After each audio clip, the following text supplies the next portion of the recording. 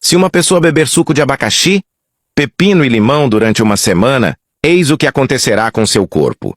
Primeiro, corte meio pepino em fatias. O pepino é hidratante e tem alto teor de água. Fornece fibras suaves e pode ajudar a reduzir a retenção de líquidos. Corte algumas fatias de abacaxi. O abacaxi auxilia a digestão. Fornece vitamina C e tem um sabor naturalmente doce, sem adição de açúcar. Esprema 2 limões. Os limões ricos em vitamina C ajudam na absorção do ferro de outros alimentos e adicionam sabor e frescor. Adicione todos esses ingredientes a um liquidificador e complete com um copo de água. Isso ajuda a limpar o cólon, reduz a constipação, alivia dores articulares e abdominais, melhora a digestão, regula a pressão arterial e combate a retenção de líquidos. Beba isso por uma semana a qualquer hora do dia e você me agradecerá depois.